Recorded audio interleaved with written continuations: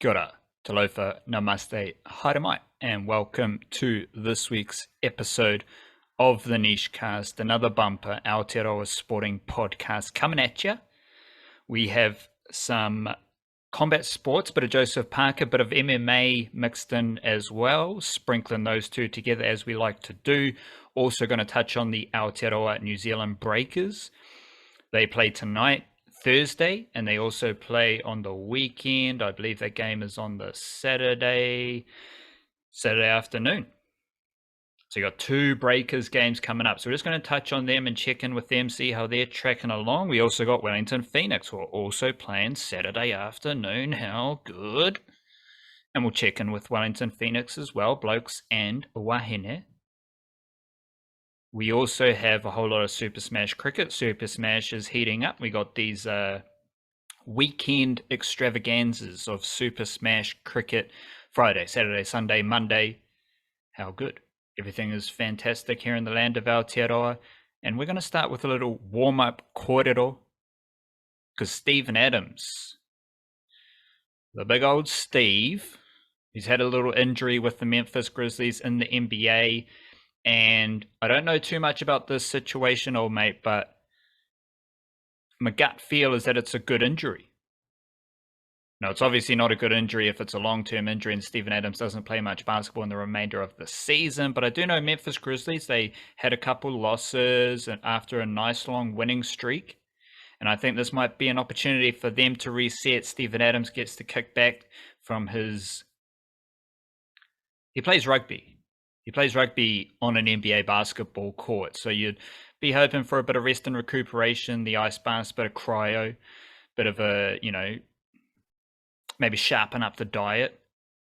But Steven Adams is out injured at the moment. I think it might lead to some good results for Steven Adams and the Memphis Grizzlies later on in the season, but I'm just chatting shit here. What do you reckon about Steven Adams injured with the Memphis Grizzlies? Yeah, knee injury. I can't remember exactly what knee injury, but as they said, 3 to 5 weeks is the expectation. It's one that doesn't require surgery. It's just a matter of you got to get off it for a while. So, I mean, I hadn't thought about I thought about this from the perspective of, because it only happened yesterday. Last night, basically, they confirmed this. But yeah, I thought about it from the perspective of them not having Steven Adams for the next 3 to 5 weeks. And one benefit is there is the All-Star break is coming up in mid-February. So one of those 3 to 5 weeks, there weren't going to be any games anyway. So that's nice. That's a cheeky little bonus for that as far as good timing goes. If you're going to get injured, you might as well get injured around the All-Star break. Another aspect is it does sound like Danny Green is ready to return and engaged in playing Memphis Grizzlies basketball. So people keep saying that he's there as a trade piece or whatever. They sort of picked him up in the offseason. Danny Green, NBA champion with a couple different teams. He's one of the sort of perennial 3-point wing defender type players of the last decade or two. And a veteran who therefore might be the kind of guy you could probably trade around the trade deadline, which is also coming up. So people have been predicting that because they picked him up.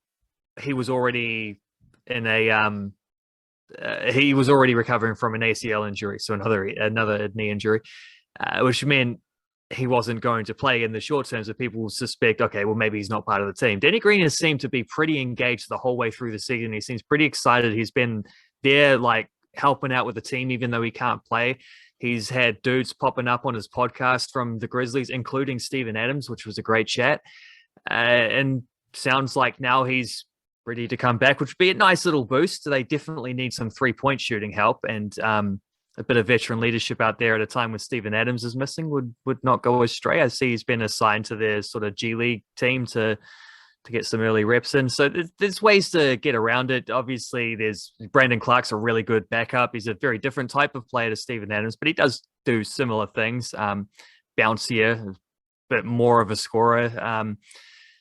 Xavier Tillman can always step up and do the Steven Adams role to a lesser degree. Like there's ways through it, but it is a long time to be missing one of your better players and a guy who's pretty much like a glue guy, a chemistry player within their team. You miss out on his screening, you miss out on his offensive rebound. So I'm a little bit worried for how they do handle this. But as you say, like he is going to come back in 3 to 5 weeks. That's with still a decent run in before the end of the season to make up for however many games he misses. He is going to be refreshed. Bumps and bruises are going to have time to heal for once during the season, which is not always the case. And if that means he's a bit healthier going into the playoffs, that could be a net positive in the end. You know, if there's no long-term damage or anything like that, if it's not an injury that he has to play through when he returns or manage in any way, then yeah, you could see a positive aspect to that, a silver lining to that dark cloud, I guess. This is very much from the insecure Kiwi basket. But it might also just put a spotlight on the hole that Steven Adams leaves, because Steven Adams is never part of any Memphis Grizzlies analysis in the same way. But like, this is from a perspective where we are hearty Kiwi sports fans, so we tend to tune into a lot of sports coverage for the Kiwi stuff. And a lot of that Kiwi stuff never actually comes because most of these Kiwi athletes are very low key, you know, team first, just do the basic, do your job and enjoy the team success. Case in point, Steven Adams, because he's never put in any Memphis Grizzlies analysis.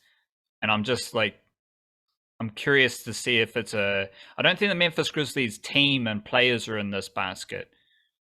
They're definitely not in the insecure Kiwi basket. But they're not in a different basket where I think they know the influence and the role that Steven Adams has in that group. But I think it's a bit of a you don't know what you got till it's gone type of thing where, you know, if the Memphis Grizzlies stink it up, whoa, they obviously need old Steve. The Memphis Grizzlies also have a great record with Steven Adams in their team of winning games without Ja Morant, or winning games without Jaren Jackson Jr., winning games without Desmond Bane, who are all thrown up as the most important Memphis Grizzlies players, but the team can keep winning without them. So what's the team going to do with Steven Adams? The likeliest scenario is they keep winning and it's all good, but my insecure Kiwi vibes are tuned into the impact of no Steven Adams with the Memphis Grizzlies. And he is a dude who has I think he has the best plus minus on the team. I think he's got I think they even have a negative impact when he's off the court. He's one of the few players that I think he might be the only player. I'm trying to remember whatever the latest Funaki stats on Twitter effort on this might have been. That's where you go for those good stuff. But like his defensive rating, his offensive rating are both extremely good. Like he's never the spotlight player on the court for the Grizzlies, but when he's on the court, they tend to play their best basketball. And I suspect they will keep winning some games. I think they'll probably not win as many as they would have was Adam still playing. But then again, they'd already dropped a couple recently, although he did miss one or two of those games anyway. So I do wonder, like, I'm curious, and I will be keeping an eye out as to how much he gets mentioned, like whether you know, in the aftermath of a defeat, whether the coach is like, well, you know, we really miss Steven Adams' rebounding in this game, or if Ja Morant might say something when these, you know, just held to a relatively low points total in defeat, and he's like, well, you know, we're just trying to figure things out. We don't have Steven Adams there setting the screens, blah blah blah, getting those extra possessions for us. I wonder if that will be a narrative while he's out, because if it is, then by the time he comes back, that whole like don't know what you got till it's gone thing, when that comes back around and he's not gone anymore, that could also be fun if that leads to them being like, well, you know what, maybe he shouldn't just play 28 minutes a game. Maybe he should play 32 minutes a game, and we, like, you know, bring him in a little bit earlier and take him out a little bit later, and roll a few more things through him because we realize how much we missed it when it wasn't there. I wonder if that might be a consequence as well. Yeah, I can envision a situation where Ja Morant's being asked, like, oh, Ja, you haven't had any monstrous dunks. Why do you suck now, Ja? What's wrong with you? Well, specifically, you haven't had any monstrous dunks, and Ja Morant's like, whoa, Stephen Adams isn't there clearing the path to make those dunks. You know, that's what he does for the team. So it will be interesting. We'll be tapped in. We'll be curious to see how that goes. And we're from the Niche Cache. So the niche-cache.com, home of Aotearoa Sporting Yarn. We've got some fresh yarns up on the website. We've got the Flying Kiwis. That is live. Old mate's done a big old Joseph Parker breakdown as well from his recent fight. This morning I did a Ford Trophy update. We've got the Women's Super Smash without the White Ferns update. We've got a White Ferns T20 World Cup squad breakdown as well. So there's lots of in-depth Aotearoa sporting analysis to be found on our website, theniche-cache.com. If you enjoy the Niche Cache content on the website, in the podcast, as well as our email newsletter, tell a friend. Just spread the word. Slip them a sneaky note and say, hey, bro, you should tune into the Niche Cache, or what up, sis? Niche Cache has got that fire. However you want to do it, just tell a friend, spread the word. We appreciate all the support. Engage with us. Make your supportive presence known. We're a positive space, and that's a bit weird on the internet these days, but we do appreciate all the positive, supportive interactions with fellow Aotearoa sporting lovers. And then if you're feeling extra generous, we do welcome the old koha, the old gift, the old donation, the subscription, the membership, and that is available on Patreon, Substack, and Buy Me a Coffee. Patreon's the easiest, patreon.com/Our Niche Cache. You sign up, we deliver an extra podcast there as well, and you can drive that podcast. You can chime in with your own questions, queries, and ideas.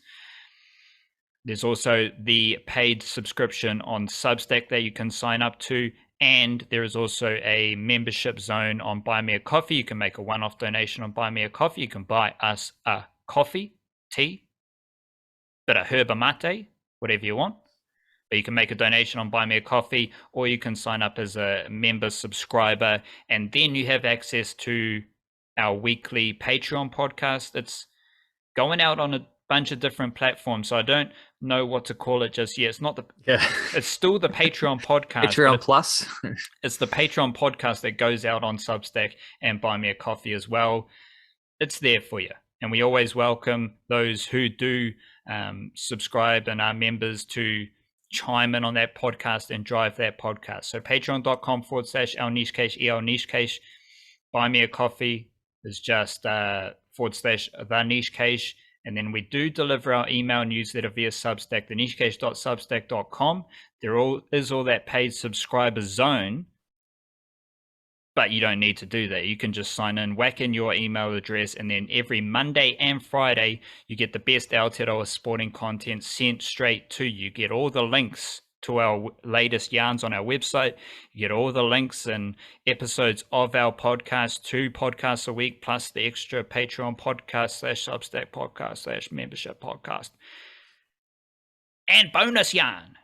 That's what we do. We just cover everything to the best of our abilities. I'm pondering, here's a good preview.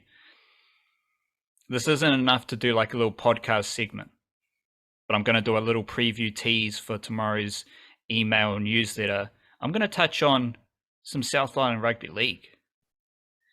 There's this kid out of, I think he's from West Coast, the Greymouth West Coast region, but he has been playing rugby league in the Canterbury first 15 of rugby league section, Oliver Lowry, and he's been named in the Balmain SG Ball squad, which is one of 2 SG Ball squads that the West Tigers have.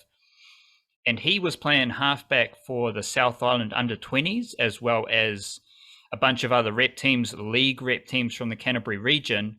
And he's also a number 10 in first 15 rugby out of Canterbury.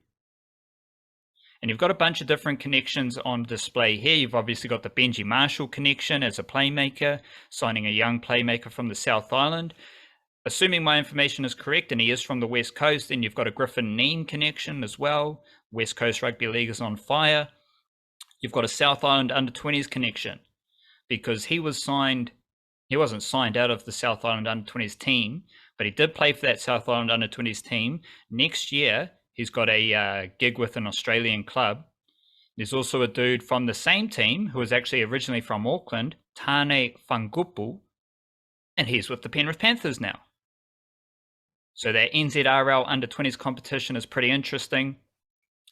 Let alone the skill set of a rugby league halfback who also plays first 5 and first 15 rugby. That is a great skill set to have. So I'm going to explore all of that in tomorrow's email newsletter, let alone anything else. Probably have some cricket updates and a whole lot of other stuff. Any teasy stuff you want to drop for the email newsletter tomorrow, Chief? Definitely a little bit of the old Flying Kiwis transfer tracker and another January transfer window. It's been a little bit quieter this time around, outside of a couple big blockbusters, but I'm sure I can find a couple of. So I haven't been doing it Monday, Friday. I've been doing it after a couple of weeks of Monday, Friday. I've settled back into just doing that one on the Fridays, but I've definitely got a couple more to add to the mix there. One interesting one there, Rhea Percival getting re-signed by Tottenham Hotspur. She's already under contract at Tottenham Hotspur. I've got a feeling she might have signed a contract extension a year ago as well. I will have to check that, but she hasn't played at all this season because she's recovering from the ACL injury that she suffered in April last year, I think, something like that. She's back in some form of training. She's running. She's doing a lot of gym work. She's not quite ready to return to the pitch yet, but she's been given a contract extension. And probably not coincidentally as well, because that automatically shows that she's held in very high esteem. If you're re-signing a player who's currently injured, that shows that you're pretty well invested in that player. Probably to that point, worth mentioning that when Percival was playing regularly last season, having her best season as a pro, as far as I can tell, individually at least, Spurs had their highest ever WSL finish. This season, they're not far off the relegation zone, and they've lost about 6 games in a row, and it's looking a bit sketchy for them. So they'll be hoping she can come back before the end of the season as well. And there's one or two other transfer things I can update on that one as well, and I'm sure there'll be plenty else. If there's anything we know about, Premier League football with Flying Kiwis flavour, if you want to get out of relegation, you need a Kiwi in your team. Yeah, that's what the Kiwis do. Nottingham Forest know it. Yeah, so that is the email newsletter coming out on Substack every Monday and Friday. TheNicheCase.substack.com, completely free. Just sign up, enter your email address, boom. Jerry's your uncle, and that email comes to you with all sorts of Niche Cage content. And it's just yarns that we don't want to do like a full in-depth thing for our website. We chuck it in, bit of newsy stuff, bit of current eventy stuff, updating things, always good value to be found there. We start our podcast with mindfulness. Once again, we're not starting the podcast with mindfulness. We're entering the mindfulness zone. I've got to reconfigure that one. Yeah, we're 18 minutes in. So, yeah, well, how do you feel about a Zen parable is what I've come up with today, dipping into the old Zen Flesh, Zen Bones book, which it took me a while to find something because A, some of them are a bit too long to do on this thing, and then B, like, a lot of these stories, they don't have an easy answer, and they don't even have a thing where you're like, oh yeah, well, that gets me thinking. Some of them, it's just, it feels like it makes no sense whatsoever. And you really got to, I mean, they're supposed to be riddles that you sit there and think about for a long time. So that's the purpose of them. But I found one that's podcastable enough, which goes, Daiju visited the master Basso in China. Basso asked, what do you seek? Enlightenment, replied Daiju. You have your own treasure house. Why do you search outside? Basso asked. Daiju inquired, where is my treasure house? Basso answered, what you are asking is your treasure house. Daiju was enlightened. Ever after that, he urged his friends, open your own treasure house and use those treasures. And there's your mindfulness.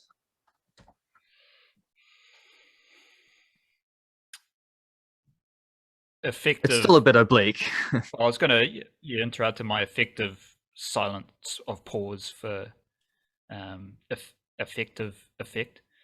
Yep. I am reminded that like every day is a test of your mindfulness. Everyday activities are a test of your enlightenment.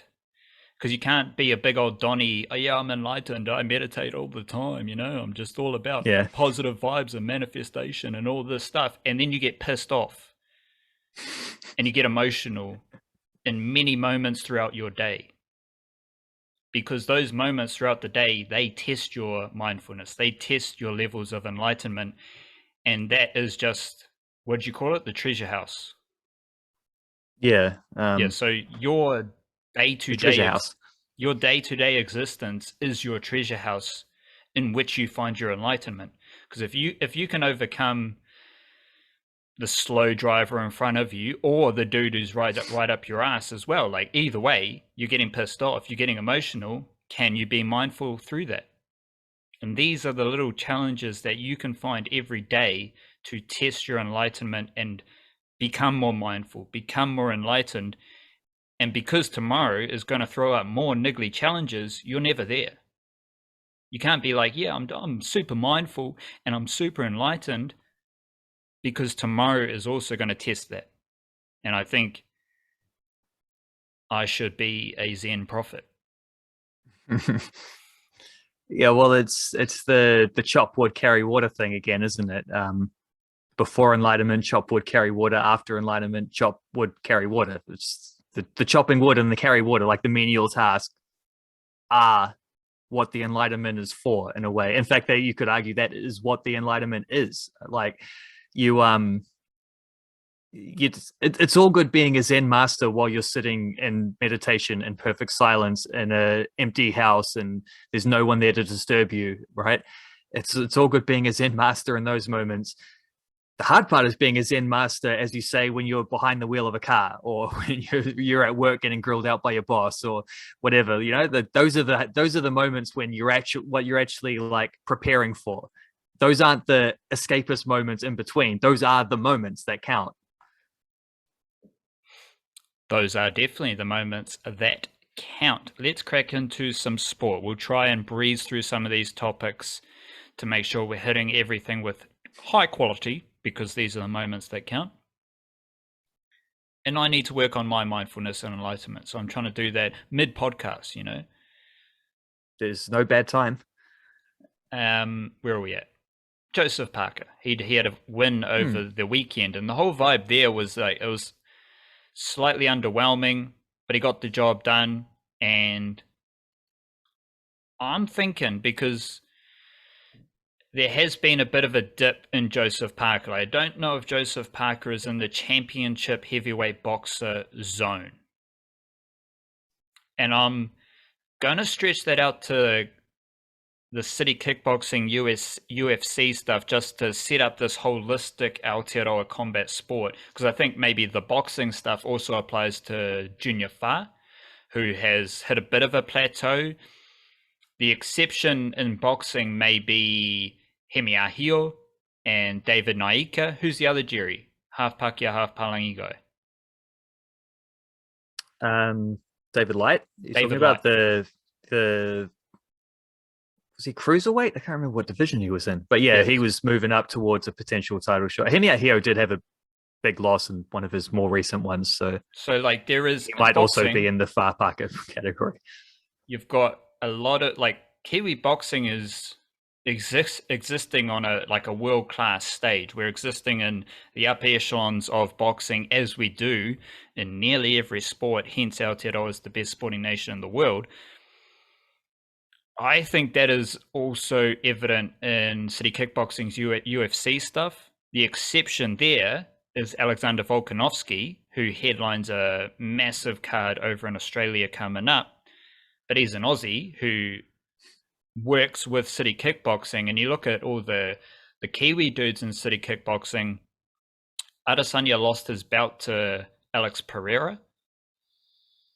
Kai Kara France has flirted with championship mahi in his division.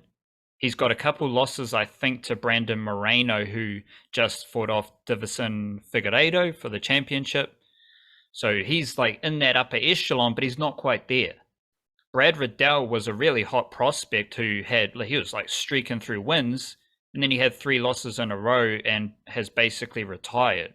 So that kind of solidifies that zone where combat sports is, where they were hot. Like, I think it's because things have dropped off a little bit. So the Joseph Parker thing has dropped off a little bit, and the City Kickboxing stuff has dropped off a little bit. Brad Riddell retiring, Adesanya losing his championship. Dan Hooker had a really tough patch during the pandemic, and he has now booked another fight against Jalen Turner. Jalen Turner just had a massive win, not just, but I think maybe his last fight was a big win over Brad Riddell. So now Dan Hooker's fighting Jalen Turner. Interestingly, that is on the UFC 285 card, which is not the Perth event where Volkanovski is headlining. You do have the West Auckland Usos, Justin Taffa and Junior Taffa. They are on that card, also based, I think, out of Brisbane. And maybe Shane Young is on that Perth card, because Shane Young dipped out of UFC fighting for a while, and he may be making his return if this Wikipedia page is correct. So he might return. Carlos Ulberg's got a couple of wins, so he's entering that upper echelon of the MMA world in the light heavyweight division. Blood Diamond had a couple losses to start his UFC career. So I think holistically, Aotearoa combat sport is maybe summarized by the Joseph Parker stuff, where to casual sports fans or the mainstream media, it's like, oh, they're not championship stuff, and that's not good enough. Whereas Aotearoa is so good at sport that these dudes are just existing in top 10 rankings and they just stay there. Yeah, sure, they may not have pure championship credentials, but they're among the best boxers, best mixed martial artists in the world. And it's just an interesting spot to start 2023, because obviously we're hoping for development and improvement and growth, but it is an interesting zone just to check in with Aotearoa combat sport. Yeah, I think with Joseph Parker, it's a situation where he's he won a world title. That was cool. He was a world champion, historic stuff. He did kind of get that bout at the most convenient time. It was after Tyson Fury had beaten old mate Klitschko. So there was the very start of the post-Klitschko era, where the Klitschkos had just beaten everyone who'd come before them, except each other. So they promised their mum they'd never fight each other. Understandable. Same reason, not quite the same reason, but a similar reason to why Tyson Fury and Joseph Parker are never going to fight each other, because they're basically bros now. So Tyson Fury had won that bout, but then Tyson Fury had his breakdown and he vacated a bout which Joseph Parker was in a position to compete for, and he beat Andy Ruiz and he got that bout. Cool. It was one bout out of the 4 major ones. Some argue 5, or stick with 4. And he defended it successfully for a little while until he ran up against Anthony Joshua. Then he lost to Dillian White straight after. The Dillian White one was awkward because it was an unlucky fight. It was quite even, and he was on him at the end and just couldn't quite finish him off in time. He suffered from having been knocked down mid-fight, which on replays didn't actually look like a knockdown. It was more a head clash, and he stumbled, and I think maybe he wasn't the same for a round or two after that, which also cost him on the cards until he was able to get back into it later on in that fight. So I think if he fought Dillian White again, he'd have a decent chance of winning. It was not a bad thing, but not a bad performance, but Anthony Joshua definitely outclassed him. And then he had a slow, frustrating build-up where there was a pandemic in the middle of it. He changed trainers at one point. He changed promoters in the middle of there, leading up to the Joe Joyce fight, slowly building himself up to that. And then he got pummeled against Joe Joyce, which was a competitive fight, but Joe Joyce is really, really good. And it's notable that Parker fought him and other dudes haven't, because Joyce Parker is arguably Joe Joyce's toughest fight so far, because no one else has really wanted to fight him, because he wasn't quite in a championship position yet, because no one was fighting him. It was a weird catch-22 for him. But like the 3 defeats he's had in his career, 2 of them were against absolute elite fighters. Whether you think Anthony Joshua is the best fighter on the planet, he's not, but he's at least a top 3 to 5. And he's been a guy who's he's held multiple championship bouts and he's defended them. Tyson Fury, he's not going to fight him, but Tyson Fury is an elite fighter out there. Deontay Wilder is an elite fighter, even though people have forgotten about him because of the Fury fights. Um, there's a top 4 or 5, which Joseph Parker is not amongst, but he's still in the top 15. And that's not the worst place to be. It's like, as long as you're not one of those dudes who just becomes a gatekeeper who gets knocked out by emerging contenders. That's not, Joseph Parker is not in that category. He's getting good competitive fights, and maybe things will break right for him to get another title shot at some point. That's not out of the question. But he is definitely in a phase post Joe Joyce loss where he's just kind of recalibrating where he sits in the division. And I think maybe that's been missed by a lot of people. And I wonder if the City Kickboxing thing, if you sort of, it sounds a little bit like they might be doing a bit of a recalibration process as well, where they don't have Adesanya as champion. Maybe Adesanya, I'm assuming there's a rematch against Pereira coming up at some point. Normally when a champion loses, that's the case. It's always a rematch clause. But if he can win his bouts back, then sort of they're back where they started in a way. But it does seem like maybe there is a bit of that process as well going on there from what you're saying, where it's like just I don't know, like reassessing where they sit within the landscape, where some of their fighters are and what they're hoping to achieve, whether they're genuine title contenders or what kind of fights they should be taking. Like just a bit of a, as I say, like a recalibration process. I definitely think that's the case with Joseph Parker, who's working with a new trainer, trying to figure out, well, it's a new trainer, he's had him for about a year now, but trying to figure out a couple of things and just figure out a way in which he can be competitive against the best again, or like what is his pathway to do that, or what is the process in the ring to be able to do that. Like just trying to work on a couple of things, because in that Joe Joyce fight, he came in, he weighed in the heaviest he's ever weighed to fight Joe Joyce, who's a big dude. Joe Joyce is huge. And I guess that's why they wanted a bit more weight, bit more muscle on him, but don't think it really worked for him. So I think if he ever had a fight of a similar caliber again, I don't think you'd see him weighing in at close to 116 kgs. He was in the 111 range against Jack Massey on the weekend, but Jack Massey was, I think, 27 Ks lighter than Joyce. So from one fight to the next, big difference there. But yeah, like I think Joseph Parker's just trying to figure out where he is again. And that's a process where if you're sitting back watching it, it's really easy to make overstatements and to freak out about one completely meaningless fight, which everyone's going to have forgotten about by the time he steps into the ring next time. No one's going to care what happened, that he didn't knock Jack Massey out, like boo-hoo. He's not a knockout artist. I don't know. Like I said in the variety show, I don't know why people think that he should be. But even just looking at his career pathway, he's not on a pathway right now. Like he's not on I win this fight, then I win that fight, then I win that fight, and then the title shot comes next. He's not on that path. Jack Massey doesn't change things. That's just a keep busy fight. It's just to stay ready, work on a couple of things that we've been doing in training and see if I can implement them in the ring kind of thing. So I can see why people overreact to that, but I do think it's an overreaction.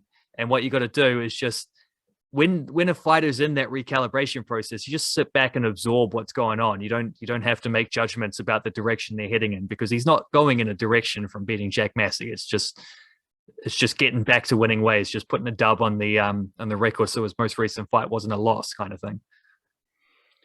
That is where I sit with the Blackcaps. Like, we've noted the Blackcaps pivot, and that is about just watching what they do as opposed to making judgments on their wins and losses. When wins and losses are stacking up in important spots, then it becomes a bit of an issue, such as Blackcap's softness in Test cricket and ODI cricket that we were exploring around that Australia series last year. But that is in a holistic. That is in a holistic realm of observing the changes that are happening with the Blackcaps and trying to assess and gauge what is happening there. And the recalibration term is good for the City Kickboxing crew, because it's like, what is Adesanya going to do now? He's had a tough loss against Pereira, and there could be a rematch, and that will be obviously fascinating to see how that fight goes. You've also got like City Kickboxing coaching. You're expecting improvements in their fighters, and so how does Israel Adesanya bounce back against Pereira if he does get a rematch? or I think a lot of fighting sports, the rise can be so quick that the demise can be very quick as well. Like Brad Riddell's already retired. I've been saying on many podcasts over the last like 2 or 3 years, he is one of the best fighters at City Kickboxing, and he is rising up division. Next minute, he's got a couple of losses on the trot, and he's taken a break. That is the impact of losing in these fights. Like the whole buzz and hype around you vanishes. And I think Adesanya is good enough to bounce back from his defeat. The recalibration, it goes deep into, I was mentioning Shane Young. Shane Young has taken a long break from fighting in the UFC. So there's a major recalibration there. I mentioned Brad Riddell. Like, he is now out of the UFC. He's not going to be fighting anytime soon. He is literally recalibrating his life. Dan Hooker loves to fight people, so I don't know if there's necessarily a recalibration, although there is some sort of recalibration because he had to switch up how he was doing a lot of his business with the UFC and leaning more into Eugene Behrman as a mentor and stuff like that. So he did actually recalibrate his operation.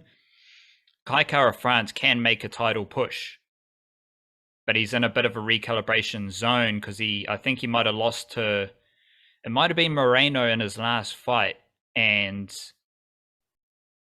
recalibrate, come back for another title push. Like, I think that recalibration term is a good term to use at the start of 2023 with all the boxers and the UFC fighters at City Kickboxing and outside City Kickboxing. Maybe a combat sports recalibration for Aotearoa and setting up 2023. Like, there's no guarantees that everyone's going to win their fights in 2023 and get bounced back and everything's going to be honkadory. But we're here to follow that journey as to how these fighters, these boxers, these scrappers, how they do actually recalibrate. And I think Parker's an interesting example, but for premium observation, Adesanya is the dude to follow and how he operates moving forward. Yeah, he is, because there's so many options available to him, whereas Parker is sort of like, because I mean, if Adesanya gets that rematch, that's a title fight again. Like, he can go back to where he started if he can win that. But then there's so much that goes into that as well, of like, how do you approach the rematch and tactically and he's already emotionally lost, like, and all these things. This was his third loss to Pereira. He had 2 kickboxing losses. Now he's got an MMA loss. So that is another reason to recalibrate. And if you lose a fourth time to the same dude, then people start to address your legacy in a way that's maybe not so much fun. Whereas Parker, I think, there's whatever damage has been done was done a while ago. So there's not anything to lose or gain. It's just about whether he is willing to put everything into another chance at a title, because he is someone who's talked about retiring relatively young. He was a professional very young, so you look at him and he's younger than most of the dudes he fights, and he's got way more fights on his record than them. I don't think he's a dude who's going to go until he's 40 or anything like that. He talked about retiring by the age he is now, once upon a time, but obviously it's one thing to say that in the past. It's another thing to live it when you actually get to that moment. So he's just kind of figuring things out, and it's low key. Adesanya, whatever direction he goes in next, is going to be blockbuster one way or another. Joseph Parker, it's all just low key stuff, which is another reason why you just don't overreact to any aspect of that fight. The victory, the result, the fact it wasn't a knockout, any of that stuff. It's just nothing to overreact to. Let's check in with the Breakers, Aotearoa's basketball team competing in the NBL. First of all, has anyone taken the reins of your hottest Kiwi in the NBL right now? Hard and fast.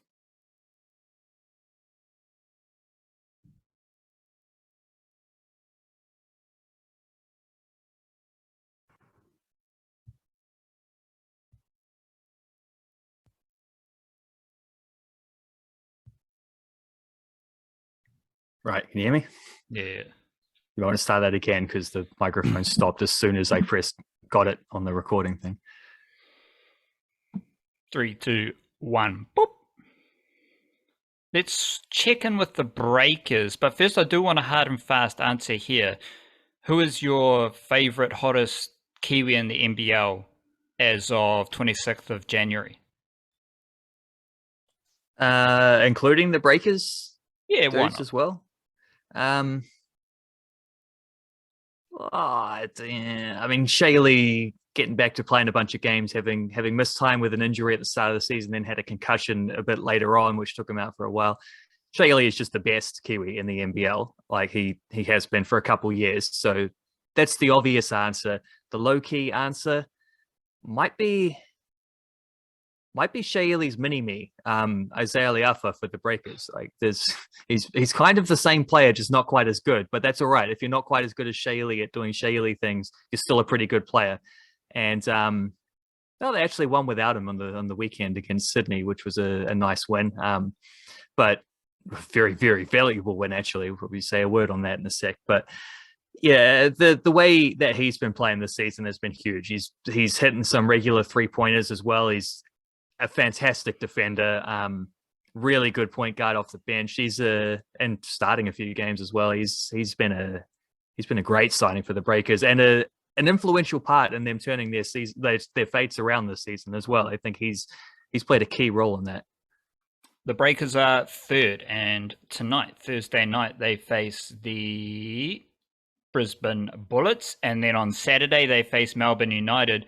Brisbane Bullets are down the bottom of the ladder. They have 8 wins and 17 losses.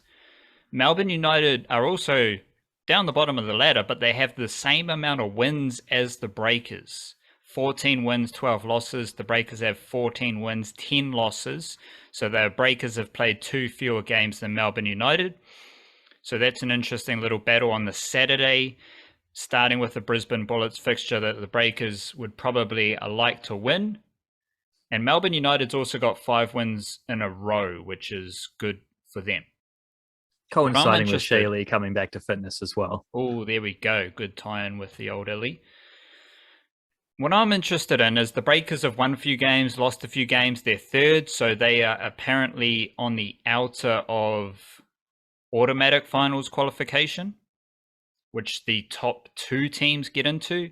And those teams, Cairns have 16 wins, Sydney have 17 wins, Breakers have 14 wins. So they are a little bit behind that. But I'd like to set up the Breakers viewing experience tonight and for Breakers fans on Saturday as well. Just one question, and we'll try to keep it focused on this. What is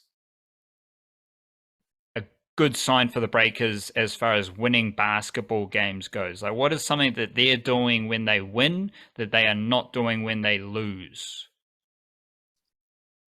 That sounds like too easy of an answer, but for a team that's built upon defensive intensity and a successful defense in general, just being very good at those things, it hasn't been the case every time because their offense can be it can fluctuate quite a bit more than they would be than any coach would be happy with. But generally when they keep a team under 80 points, they're going to win. And when their team scores over 80 points, I think they lose a lot more. It's not every single time either way. They did lose a game keeping someone under 70 recently. I can't remember.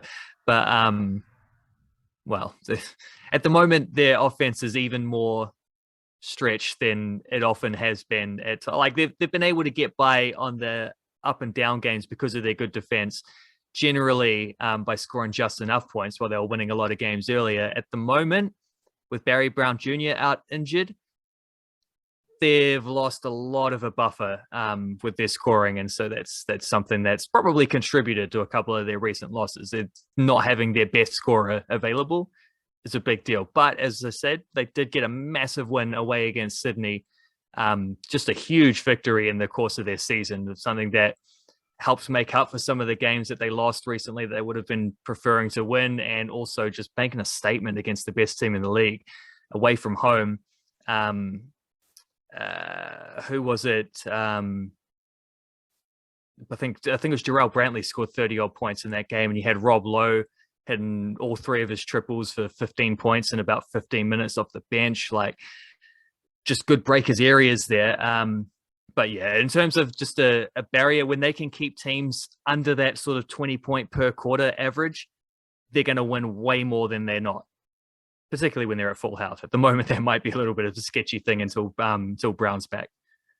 You mentioned Brown, and like he is a key attacking weapon. I don't imagine he is one of the best defensive players for the Breakers. Like he rip and tear on defense, but he's not a defensive fulcrum.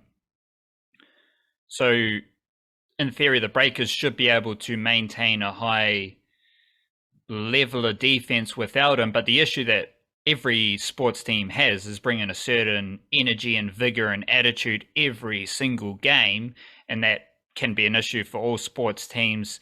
So I think that might be the greater issue as far as defensively goes, as opposed to like Barry Brown doesn't leave a defensive hole, if you know what I'm saying.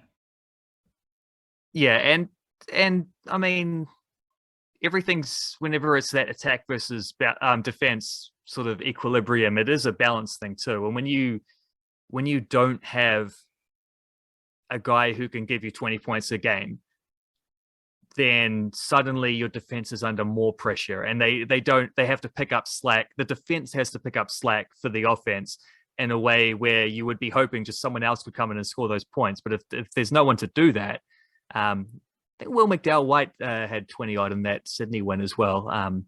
That was a big game from him because Liafu was missing as well as Brown, so he had a lot of pressure on him as the point guard, and delivered a strong performance.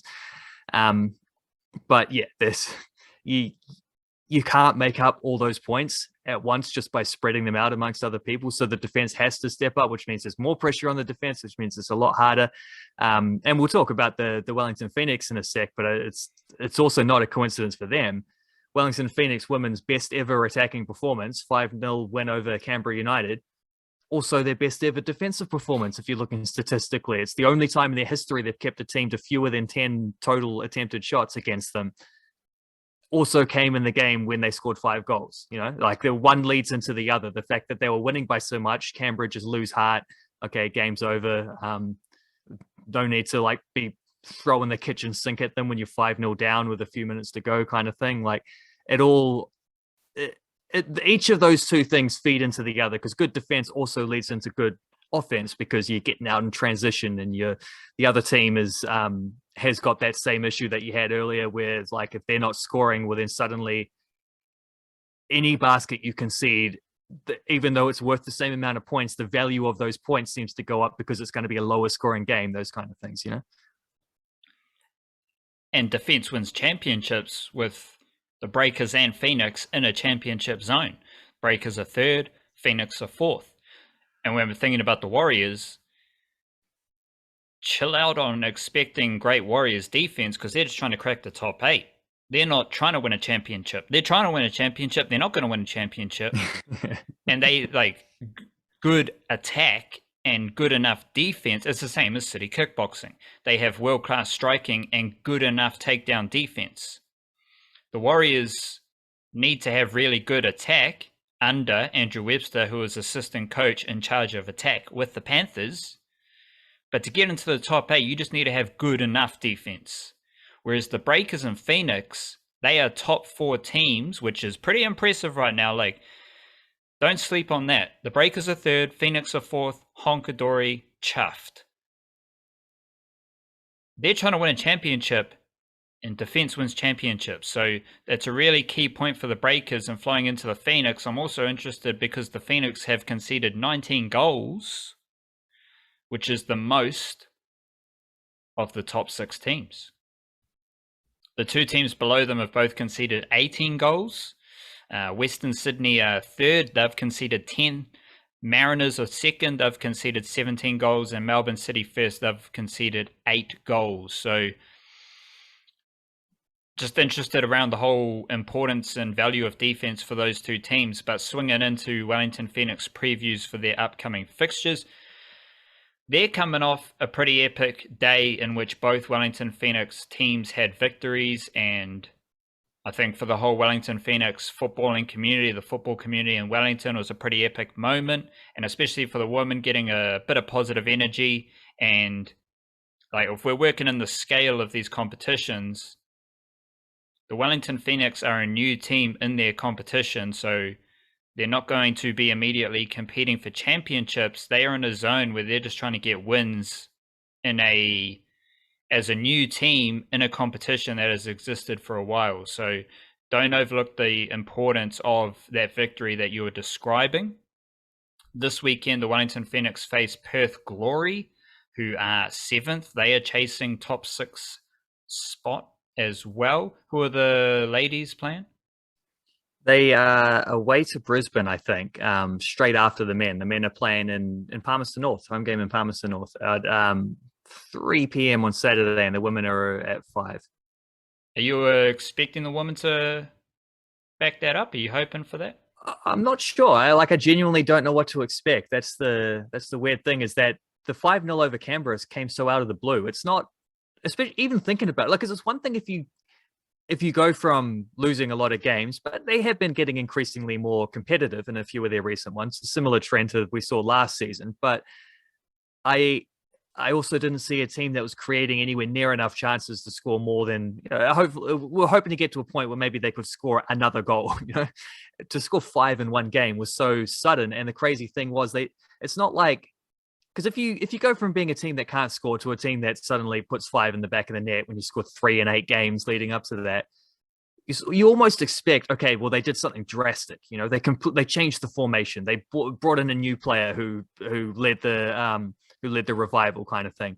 There was none of that from the only thing you could say is playing Betsy Hassett as a 10 instead of as a central midfielder, which I do think made a huge difference. And she was probably the player of the day in that game, 2 goals and an assist, and hugely influential. So maybe that was the big change, but also that just doesn't seem like enough on its own. And other than that, they're all doing the same things. Like, they're doing the same stuff. They're trying to score in the same fashion that they had been throughout recent games, and it wasn't working. And then one day it just suddenly clicks. So I don't know if they'll be able to back that up or not, because on the one side, you can say maybe it was just a good matchup. Like, Canberra were playing on 12, it was a midday kickoff away from home for Canberra, which meant for them it would have felt like, 10 a.m., something like that, an away game as well. I don't know if they would have flown in that morning or not, but I do definitely think the early kickoff wasn't kind to them. Particularly not for Grace Jarlow, who'd played for the Football Ferns the day before. Although, same thing for Mac Perry, Grace Wisniewski, Paige Satchel for the Phoenix as well. Guts to Grace Jarlow, though, who lost 5-0 for the Phoenix on Saturday, and then lost 5-0 for the Football Ferns on Saturday, and then lost 5-0 for her club team on Sunday within the space of 24 hours. That's a rough weekend. But yeah, I don't know. Because her. Yeah, definitely. The flips, the silver lining for her might be that by playing those Football Ferns games, she might have just put herself in frontline contention to be starting on the right wing at the World Cup, which would be nice. I do think there was a lot of confidence, because they had a strong first half against Canberra. They created chances that they didn't take. They've had a little bit of that in the past, but not enough. Like, it's the main problem with their attack wasn't that they were missing big chances; it was that they weren't creating any chances to begin with. So to create a few and miss them is frustrating, and you could go the wrong way with that and just bottle it because you feel like, oh, we had our big chance and we missed it, and then you get demoralized. They kept coming, and I do think the fact they scored just before halftime, then scored again just before halftime, like 2 goals from the 43rd minute towards halftime, that definitely boosted the confidence, and they score immediately after the second half kicks off.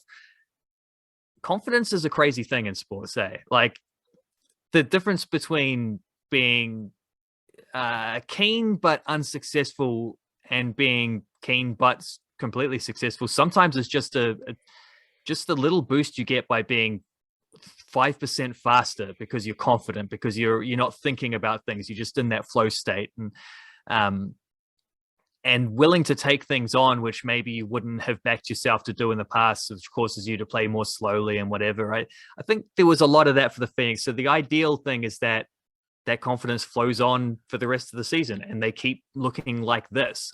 They'll definitely be a better team for this game. It's just, can they back it up? I honestly don't know. Like, is not going to know until that game finishes, really. How confident are the Wellington Phoenix men? Like, are they fizzing? How are they sitting on the fizz I dart think they for you? should be. They should be fizzing because, like, I don't think they're necessarily playing any better than they were at the start. It's just their game management's got better. The defense has got better. To your point earlier, like about defense wins championships, yeah, the Phoenix might have conceded more goals than the teams around them at the top half of the table, but not recently. Those goals were conceded at the start of the season. This 3-game winning streak, they've conceded once, and that one goal was conceded when they were already 2-0 up against Central Coast on the weekend. A 1-0 win, a 1-0 win, a 2-1 win. The 4 goals in 3 games is nothing special, is it? Like, that's no different to what they were doing at the start of the year. It's just that back then they were also conceding equalizers. They were also conceding winners. Here, they're holding on, keeping a couple clean sheets, surviving with a 2-1 victory in the other one. Like, it's the defensive aspect that's picked up. And they've done that. Scott Wooden's missed a couple of those games. That's no mean feat either. Like, their one import defender has been absent for 2 of those wins, and they've still gotten through. Like, that's been the big thing that's clicked for them. And I think they already knew they were playing good enough football to be winning games before. They just weren't closing things out properly. So I think the fact that they're finally getting reward for what they already felt like was some pretty good, confident footy, I would imagine that boosts the ratings internally within the team on the FISDA. What about yourself? Where are you sitting with the Wellington Phoenix men on the FISDA? I was very high on the FISDA with them before the season even started. And I always said along the way, like, it's just going to take a big month of form. Well, they've won 3 games in a row, including against Central Coast, who had been the form team, who themselves have won 5 out of 6 leading into that game. 3 is winning against Sydney away. I think the Brisbane game was away as well, was it? Oh, I can't remember now. But still, like, a good solid victory. Those are the kind of wins that like justify a lot of those things. That's the month of form that they're hoping for. It's not enough because a couple more wins and they could be up in second place in a fortnight. Who knows? Like, that's achievable for them now because they've lifted themselves that far up the ladder. But I don't feel like they're a better team now than they were at the start of the season. It's just the same thing as I feel like they've gotten a little bit more efficient, and that's leading to victories. Basically, they're just starting to get the reward for what they'd already been doing, which I felt like it was coming all along. And Nat Lawrence said the same thing about the women. She felt like they were doing the right things. It wasn't clicking. And there was a game. She said there was going to be a game at some point where everything just fell into place. Don't think anyone expected it to fall into place so drastically. She was probably thinking maybe, okay, it'll all fall into place and we'll win 2-1. It all fell into place and they won 5-0. It was a little bit more extreme than anticipated, but it was the same like idea still, is just eventually you keep doing the right things and eventually it works, Let's wiggle into Super Smash. We'll start with the women's Super Smash, and then we'll get into some bloke Super Smash and maybe cross that over with Ford Trophy action that went down on Wednesday. Women's Super Smash, I keep thinking about how awesome Laura Harris is. Not a Kiwi. She is an Aussie, and she is one of the imports that Wellington signed to replace their ample white ferns. And I've seen a bit of Laura Harris, and she was like, some of those like 1-day games from Australia get shown on Sky, like women's 1-day cricket gets shown on Sky, and obviously you get a bit of women's Big Bash League on Sky as well, so you can check in there. And she was the only Brisbane Heat batter with a strike rate over 200 in last year's women's Big Bash League. Now she is playing Super Smash. So if you want to watch one of the best women's sluggers in the world, Laura Harris is playing for Wellington. Wellington also have Charlie Knott, who's a really talented all-rounder, like a classy batter. I think she bowls spin as well. But Laura Harris is absolutely destructive, and I think she is going to enjoy Super Smash bowling. So that's just an added layer of intrigue into the women's Super Smash. You got Canterbury versus Central on Friday, Northern versus Wellington on Saturday. So that will be, I'd expect Laura Harris to go Burko. Yeah, she will be. She may be facing Australian comrade Amanda Jane Wellington for Northern, which will be interesting. Then you got Otago versus Central on Sunday, Auckland versus Northern on Monday. So you got 2 Central games, and they aren't very good. So Canterbury and Otago might get 2 wins there over Central, and you've got 2 Northern games. Northern also struggling this season, and they face Wellington as well as Auckland. That Auckland Northern game could be one to watch, just with how their last game ended up, and given the players that Auckland are without right now. Fascinating times in the Women's Super Smash. I've said in the variety show that I was fizzing, and I'm just really interested to see how all these different components come together. You've got some young players making waves in the Super Smash. Off the top of my head, the Canterbury Seamers, Gabby Sullivan, Missy Banks are really impressive. Otago have Olivia Gain and Bella James, who have played swashbuckling innings in recent weeks, like hitting boundaries, really powerful boundaries, which is really impressive. Auckland, I think it's Hucker. Amy Hucker has been really good for Auckland as well. She's arguably been their best player. Really impressive with the ball, doing a job with the bat. But Sachi Shari has been their best overall batter, and I think her class and quality with the bat does put her in that top spot for Auckland. So you've got a lot of emerging talent coming through, and then you've got the OG talent that we always talk about, the Lee Casper, Kate Ibrahim, Amy Satterthwaite, Rebecca Burns is in this slot now. And they are holding it down, and they have a lot to play for as players that missed out on White Ferns T20 World Cup selection, let alone any other White Ferns cricket that they weren't selected in. And then you have all these imports. So you got a couple of Aussie imports for Wellington. You had Wellington and Graham as overseas imports. Graham is from England, Wellington's from Australia for Northern, although they haven't really helped Northern win games, but they're there. And then Otago signed some imports again, as I mentioned in the variety show. So it's like it's a culmination of really interesting emerging talent, quality experienced domestic players who aren't in the White Ferns, and then some really funky overseas pros who can dominate Super Smash. The Northern overseas pros haven't quite dominated. I'm curious to see what the Otago players, who I think are both from England, I'm curious to see what they do. But, I mean, Laura Harris, again, she was the only Brisbane Heat batter in the big Women's Big Bash League, which was about blabbering all over the show, which was October, November last year. She scored 270 runs with a strike rate of 204. She hit 12 sixes for Brisbane. The next best had 8 sixes. Her strike rate, the next best strike rate with a decent amount of runs, was 135. And she was striking at 204. Like, destructive. And that's what's happening in the Women's Super Smash. So it's quite fun. Yeah, I'm looking at the standings in Wellington because they've won 8 out of 8. Pretty much guaranteed into the final.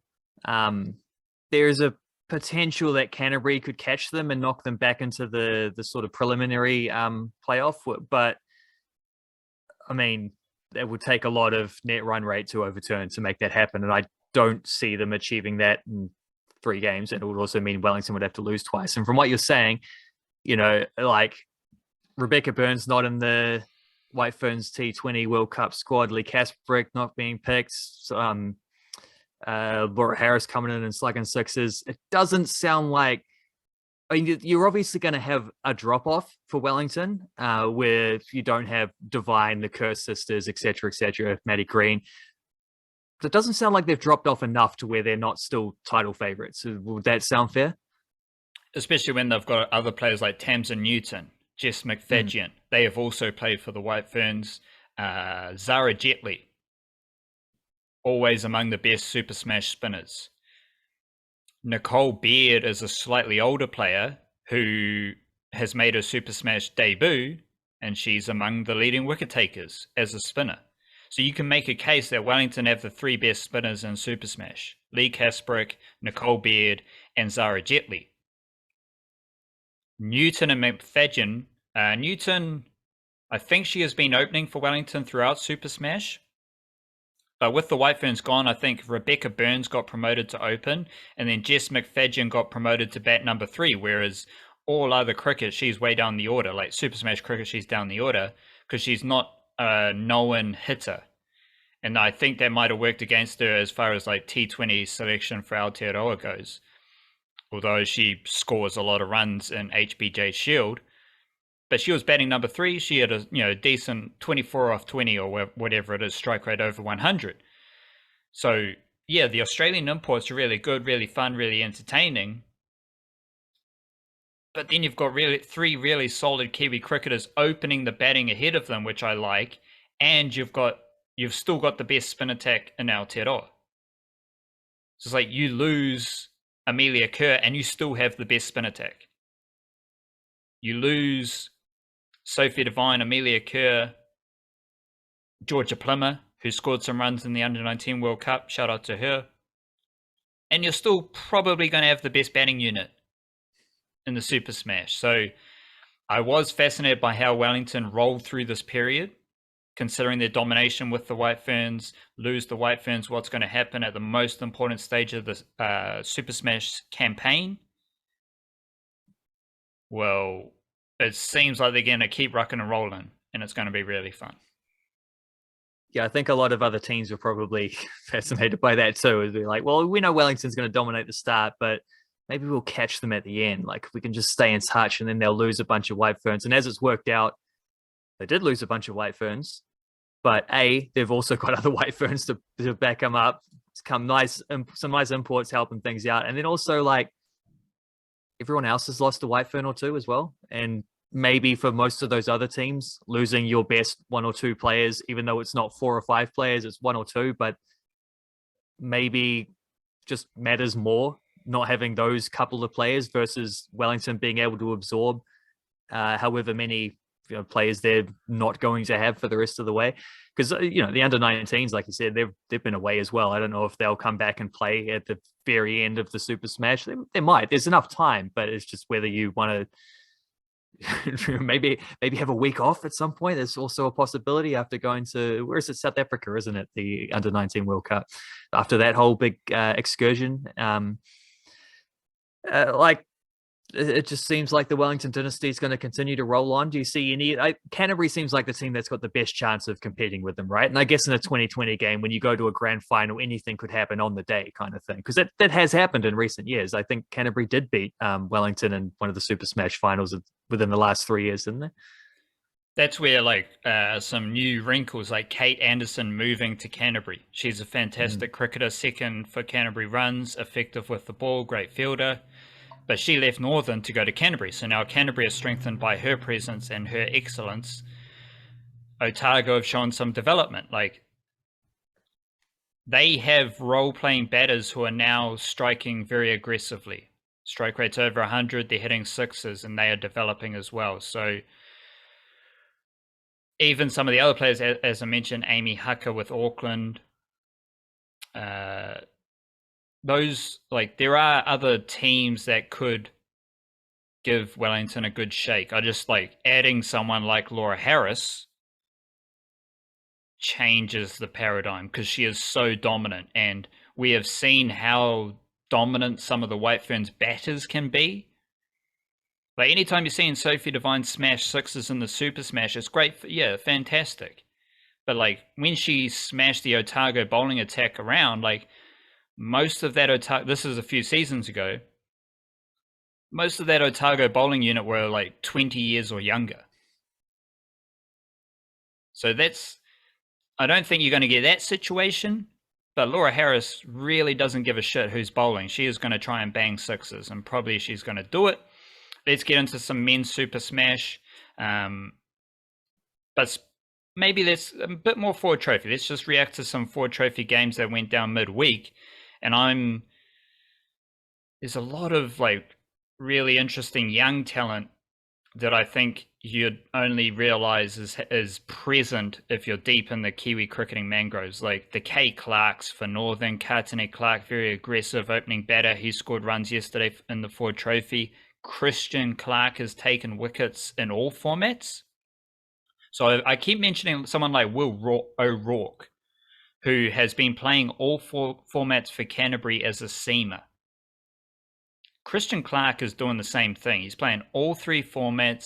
He's taken wickets in all three formats. He's doing his job in a very competent Northern Districts group where you've got a lot of experienced domestic cricketers, and he has fitted in seamlessly to that Northern Districts group. And same with Kartene Clark. Like, he just goes out there, plays his strokes, really entertaining, fun to watch, and he's scoring runs. He's predominantly a white ball player, but if you're looking at like who's the next Finn Allen, it's Kartene Clark, because he just smacks the shit out of it in Ford Trophy and Super Smash. And there was a game, when was it? Canterbury versus Wellington, the last Super Smash game that happened. That was on a Monday.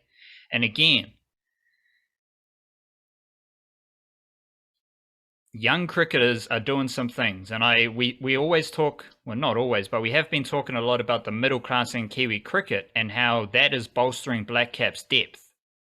None of these young players are going to be instantly into the Blackcaps. Like, they need to repeat this over multiple seasons. That is the strength of Kiwi cricket. The younger players need to grow and develop and be able to consistently perform before they even come close to Blackcaps selection, because the guys who are in the mix for Blackcaps selection have been doing their mahi for 10 years. They know exactly. Like, Michael Bracewell is primed for this role that he's been given. But there are some really interesting young cricketers around the Super Smash Ford Trophy traps, and I mentioned Will O'Rourke. Talked a lot about him. We've also talked a lot about young Zachary Foulkes. For Canterbury, he opened the bowling, took 2 wickets. Both of them were top order wickets. Against Wellington, he dismissed Nick Kelly and Rachin Ravindra. And then he's batting number 6, 32 of 26 deliveries. And along with Cameron Fletcher, he basically won the game for Canterbury, batting out the innings. He did get run out at the end, but he continues to impress me. Zach Foulkes, Will O'Rourke, Christian Clark, Kartene Clark, Wellington. Like, don't overlook Rachin Ravindra. He's consistently pretty good. Dean Foxcroft, one of the best players in Super Smash. Let me keep going. Will O'Donnell for Auckland. He's scoring runs. Addy Ashok is playing, and that's a really important note. Like, he is playing Ford Trophy and Super Smash. He's not Auckland's best spinner.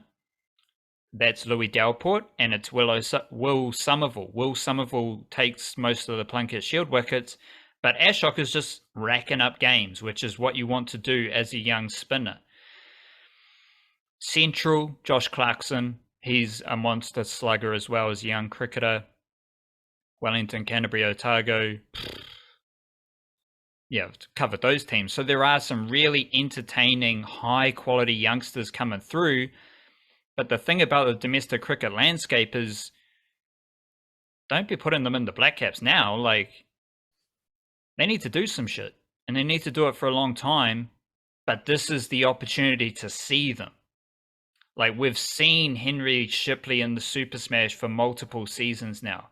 We have been watching Ben Lister in the Super Smash for a few seasons now. Everyone can see how these dudes perform. Finn Allen, we saw it. Multiple Super Smash campaigns of utter destruction. So if you want to learn about domestic cricket, if you want to learn about like how, think about the Blackcaps and think about like how strong are the Blackcaps. To build that foundation of education, you got to be watching the Super Smash to see who are the players who are going to push the established players to get better. But the dudes who are going to earn Blackcaps promotions, they are the guys like Cam Fletcher, Cole McConchy. Will Young is still one of the best batters in Aotearoa. It's those type of characters. Ben Lister, Henry Shipley, these dudes have played a lot of domestic cricket. So I think what I'm trying to say here is just enjoy the most visible format of domestic cricket, because this is where you're going to see who the next up stars are going to be. And we've now got a consistent track record of guys dominating Super Smash, and then in a couple years' time, they're popping up for the Blackcaps. Yeah, I was thinking along the lines of something very similar to that over the last week, because we've seen saw Devin Jackson and Taylor O'Brien make their debuts for the football Ferns against USA, who are the two players that I highlighted throughout the women's national league as being just the two best performing Kiwis. I had Taylor O'Brien basically from about the third week onward. In fact, she scored a hat trick in the first week, so probably from the first week onwards for the entire season was the MVP frontrunner. Didn't actually win the MVP because New Zealand football's criteria is bonkers, but she was the best player in the season. And I had Devin Jackson and Rena Hirano as second and third. That's just something I suggested along the way in my writings. Hirano's Japanese, so that means O'Brien and Jackson were the two best Kiwi women in that season. And then the day after that, you had Michaela Foster and Millie Clegg both having excellent performances and a breakout Welly next women's victory there. Also, two players who I'd highlighted a lot at domestic level, and I was just thinking about that first because I was just sitting back and being like, yeah, my track record's not bad. I think this bodes well for Ruby Nathan in the future, who's another player I've highlighted who isn't at that level or hasn't had those opportunities yet, like a couple years behind, but still, that's a good sign for her career. But also, I was thinking about the players who make like my team of the season type thing, who don't have a player profile which is going to take them to a higher level. Like they're not going to play professionally, they're just going to be solid National League players. I was thinking, well, Millie Clegg can't do Ruby Nathan or whoever, Michaela Foster, Devin Jackson, Taylor O'Brien. Like these players can't do what they do if there isn't that solid, reliable National League player who isn't ever going to go above that level, but they stay in the game and keep playing and raising the level of that standard. Seems like there's a lot of that. I don't know, that gets missed sometimes when it comes to like domestic cricket and any of these sports, where it's like, this dude isn't going to make the Blackcaps, but the fact that he's out there performing week after week is allowing others to make the Blackcaps, you know? There is a key difference, because you mentioned that a lot of those players aren't going to be pushing for international selection. Whereas what I'm observing with Kiwi cricket, specifically the men's cricket stuff, domestic cricket, is that a lot of those older players are pushing for Blackcap selection, because a lot of the new players, like the guys we've seen as part of this greater Blackcaps pivot, Will Young, Daryl Mitchell, Glenn Phillips, Michael Bracewell, they are all players, Tom Blundell, Dane Cleaver, Cam Fletcher, like all the wicketkeepers, Tim Seifert, like the spot where there isn't a dominant youngster is the wicket-keeping slot, because all those dudes are really great.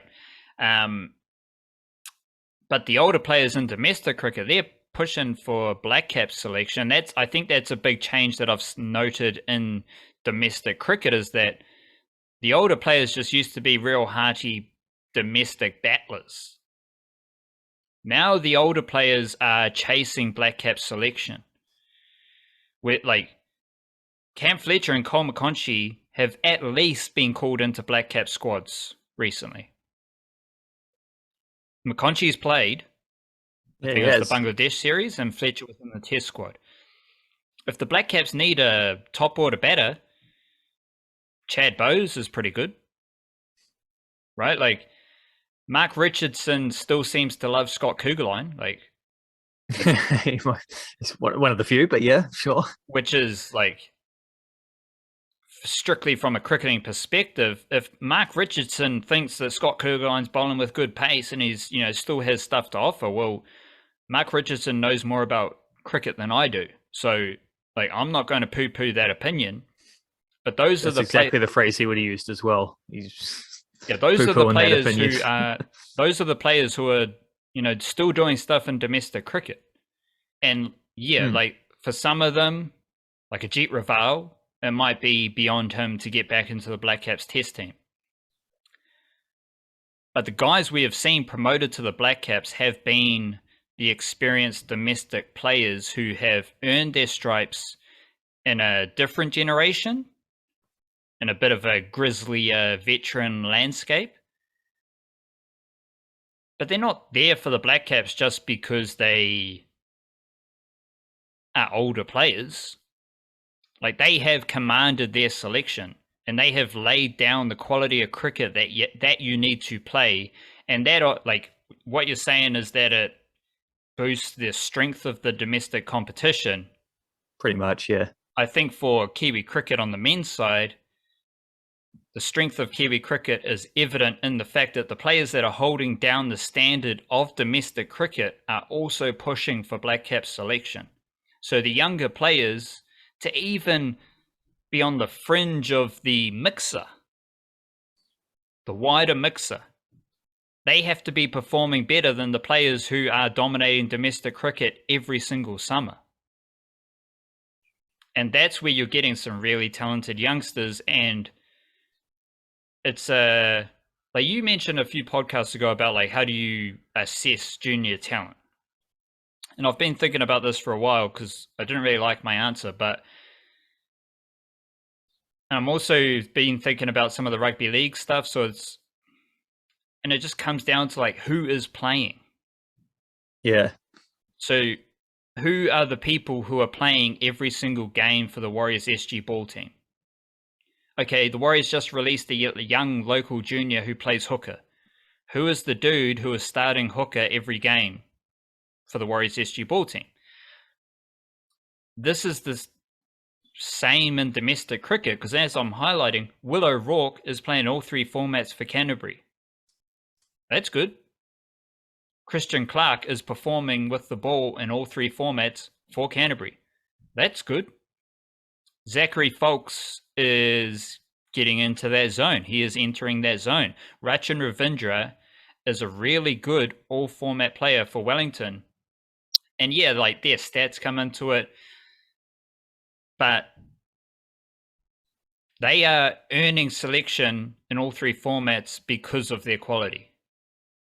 And someone who is much closer to them, who sees them a lot more than I do, they are assessing their quality and selecting them to play all three formats. And then I just sit back and observe, okay, Zach Folks, he's playing a lot of cricket right now. He's performing. He's got some skills that you like. But before you get to assessing the skills, it's about assessing their standing within their region, their province, their association. And all these youngsters are, getting into solid all format spots, and that's a key indicator of talent, which is a bit tricky when you're dealing like Super Smash versus Plunket Shield. These are quite, extreme versions of cricket. So for someone to be performing in all three formats is really impressive, and because all the veterans are playing all three formats. Like Chad Bowes opens in all three formats. McConchy, Fletcher, they are playing all three formats.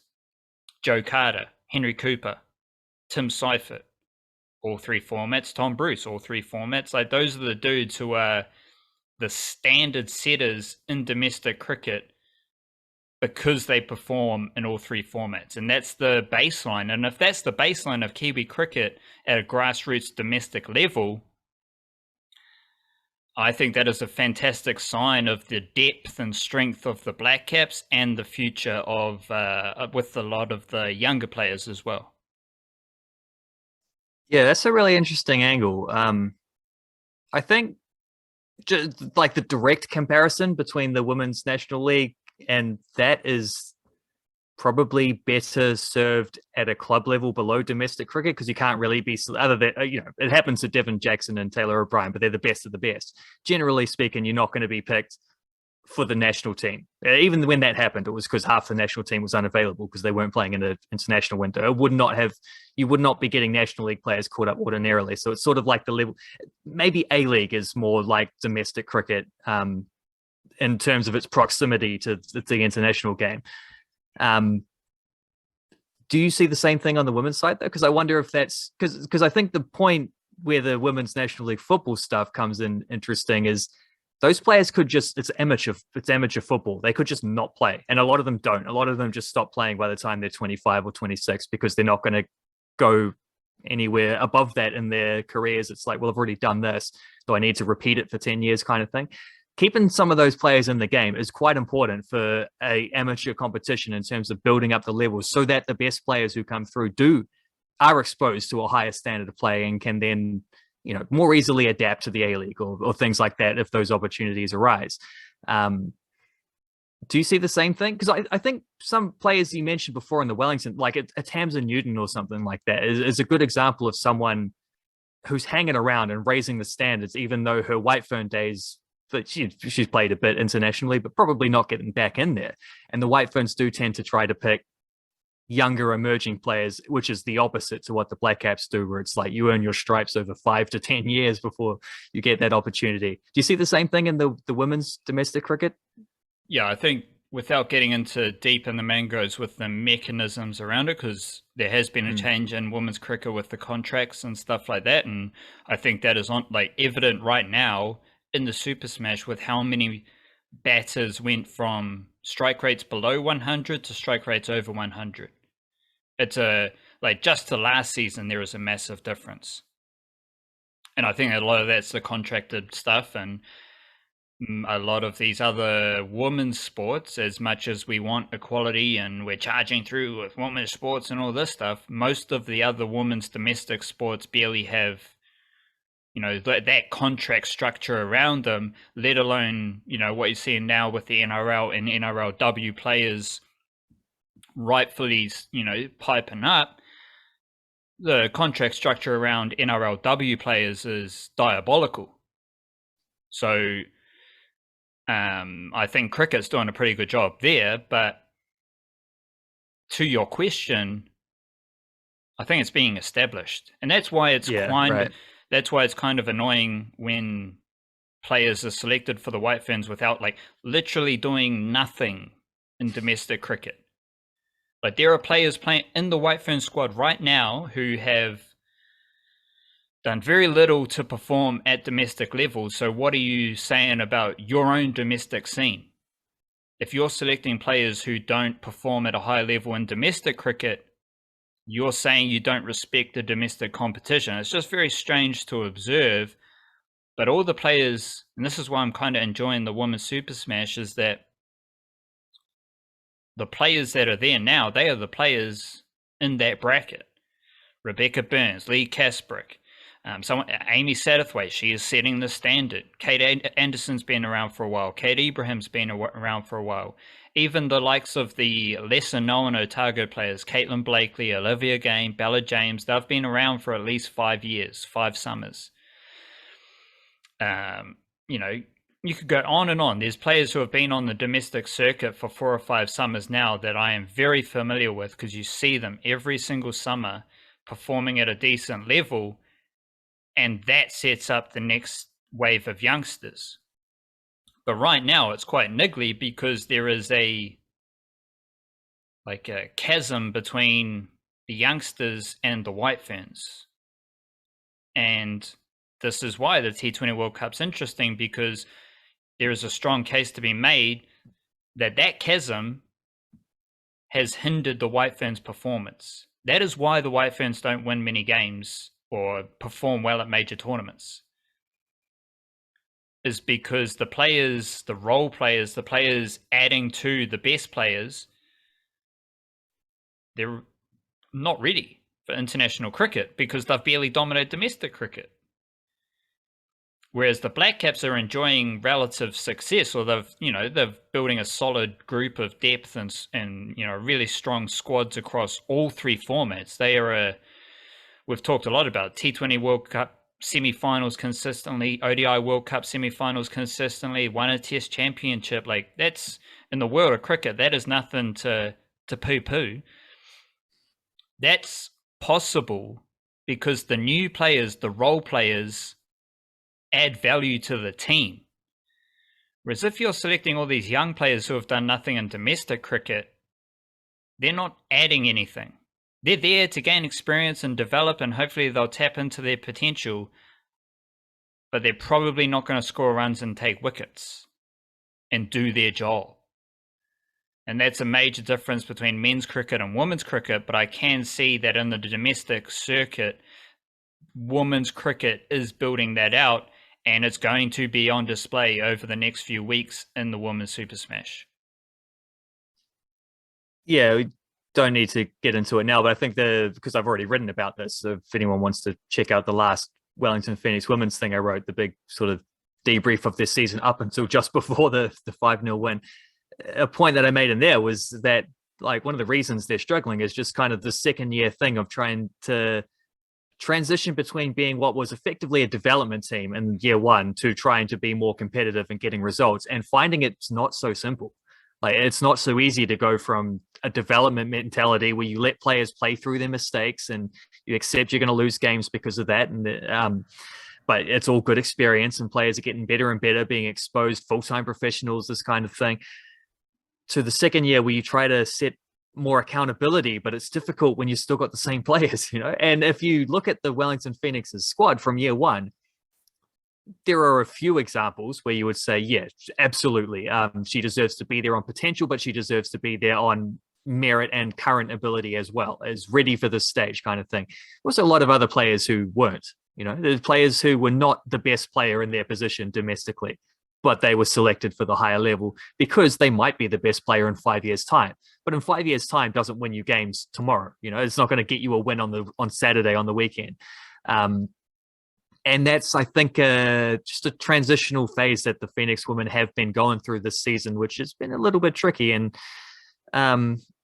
you'd argue that some of the players that orchestrated their win on the weekend, Betsy Hassett, a 130-plus capped international coming back from overseas to bolster things up, Michaela Foster, probably the premier player in domestic football over the previous 12 months. Even Millie Clegg, who is a young up-and-coming prospect, but also someone who's extremely good at this, like right now, is also good enough to be starting in the A-League at barely 17 years of age. Like, she's a prospect, but she's also good now. She's just that good of a prospect. I will also write about her, emergence and the excitement behind having a player like her. And so maybe even today, I might even get around to that this afternoon. Who knows? But yeah, there's a similar thing there. It's the only difference between the White Ferns and the Wellington Phoenix there is that the White Ferns are trying to win every game, and the Phoenix at least accepted that they were starting off with a development mentality. And we knew year one from everyone's admitting this, like, it was meant to just be a sort of a soft opening into a soft launch into the A-League, whereas the White Ferns are picking like developmental type players, but saying that they're still trying to win everything. It's the same, but it's not the same, Boom shakalaka. That is the Niche Cast. We will stay tuned for the email newsletter tomorrow, Friday, as well as any fresh yarns on our website, theniche-cage.com, and then we'll swing back around with variety show and Patreon podcasts on Tuesday. Big up yourself. Love Aotearoa. Raise your mana. Elevate that shit. Raise the roof with your mana, which will require you to raise your mana first. Like, you got to raise your mana to the territory. Yeah, you can't raise the roof with your mana unless you're elevating your mana to actually get up to the roof. Big up yourself. Kia kaha, stay beautiful, church.